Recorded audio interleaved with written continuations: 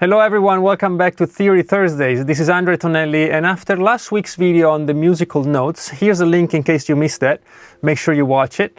We're going to go a bit deeper into the structure of music itself, and that brings us to intervals.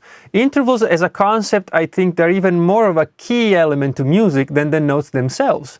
Now this seems a bit exaggerated, but it really isn't. So let me begin by giving you a little example. If I play these 4 notes for you,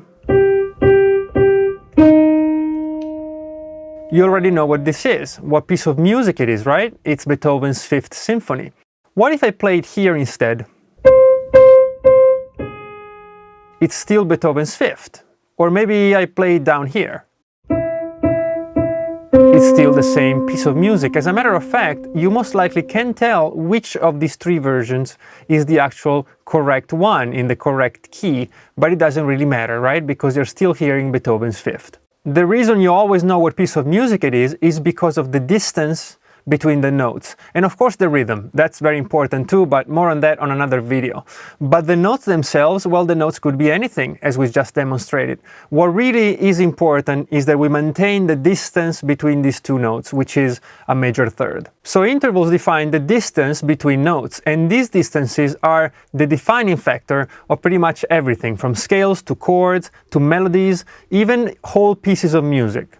And it's something you should definitely learn, so I'm going to help you out here with a little bit of a lesson. I like to look at and teach intervals in this very simple manner. First of all, there's a thing I call quantity, and quantity you can just count on your fingers. So if you have a root, then you have a second, a third, a fourth, a fifth, a sixth, a seventh, and back to the root, which is also called the octave. But as you know, there are actually 12 notes, and we only have 7 intervals here. So how do we account for the other notes? Well, for intervals 2, 3, 6, and 7, 2 of each exist, a minor version and a major version.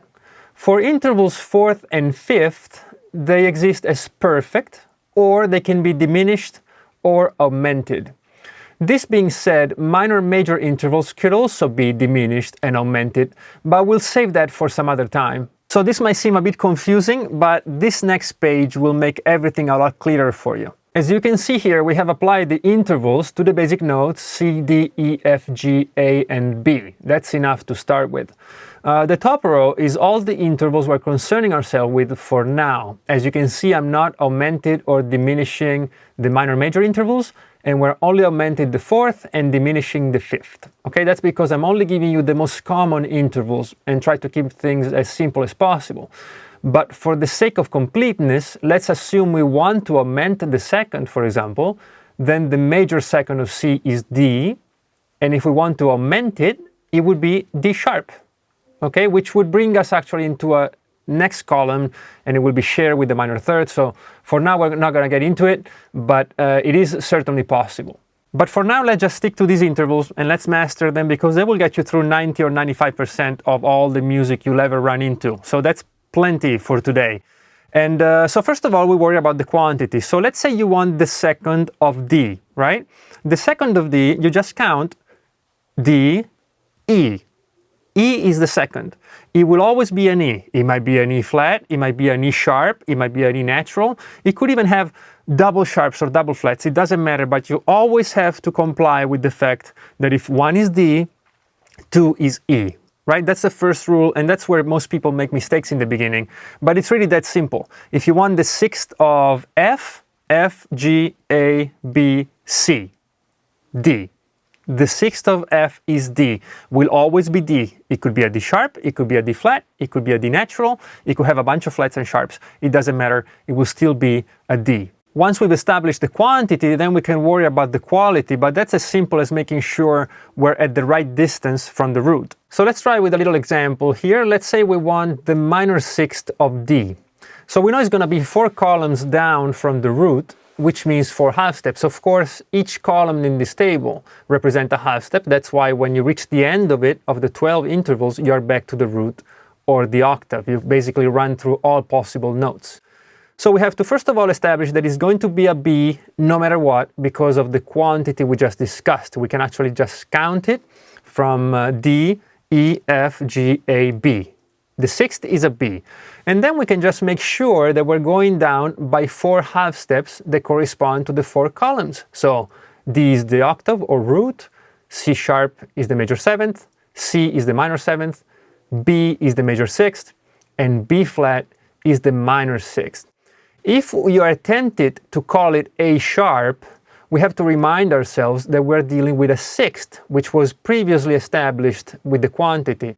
So we have to call it B flat. A sharp would be a mistake. So first of all, we go for the quantity. We establish that the 6th of D is a B. I'm sorry for repeating myself, but this is extremely important. So D, E, F, G, A, B. It has to be a B. And then we look at the quality and we say, okay, we have to go down 4 half steps. And that means from D, we go down to C sharp, C, B, and B flat. So now we have the correct quantity. We're calling it a B. We're not calling it an A sharp or anything. We're calling it a B. And we're also made sure that the distance is the correct one. So D to B flat is the right interval for a minor 6th. Let's do another example very quickly. Let's say I want the major 3rd of E. I will just count the quantity first, E, F, G. G is the 3rd note, so quantity is G. And then if major 3rd is 4 columns up from the root, then I will just count 4 half steps. F, F sharp, G, and G sharp. So the major 3rd of E is G sharp, is not an A flat, but a G sharp.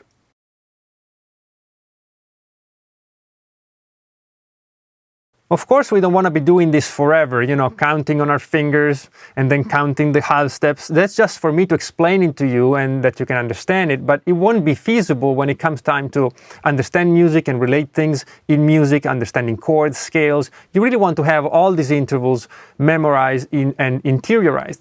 And you want to be able to say, well, you know, the major 3rd of E is G sharp, but the major 3rd of G sharp is B sharp, and the major 3rd of B is D sharp, and the minor 7th of C is B flat, and the minor 6 of D is B flat, and so on. You want to have it all memorized and just available to you like that. So how do you get there? Well, the first part of the exercise would be for you to copy this table that I gave you today. Copy it a few dozen times. Like really just without thinking too much about it, you just copy it. Make copies of it on a piece of paper many, many times. All right, don't do it on a computer. Write it down by hand. After that, you could start with a blank table. Just have your 7 notes here and your intervals up here, and fill it up randomly. So go maybe to the perfect 4th of B, and then to the minor 6th of D, and then to the major 6th of F, and then to the major 2nd of E. And try to figure it out that way. If you need to, count the quantity and then make sure you're following half step by half step. All right, so at the end you'll have your full table, and you can proofread it by simply go through each column and making sure that you're actually going up half step by half step and respecting the quantities, all right? And you can just compare it to the table I just gave you in the video. And after that, then you drop the table and you simply call out intervals and you say what you think is the right answer. So you might call out, I don't know, perfect 4th of F. And you can think about it for a while, or if you know it right away, you say B flat. And then you go and read it on the table that I gave you, and you correct it if needed. Once you're comfortable with it, then you'll have no problems. One final thing, this table could be much longer than it is because we skipped the alterations. So we don't have any starting point as a sharp or a flat, but certainly you will have to do that. So you'll have to start from C sharp and then count all the intervals, and from D flat and count on the intervals. Be ready for some pretty bizarre names like double flats and double sharps and strange things, but it is something you will eventually have to do.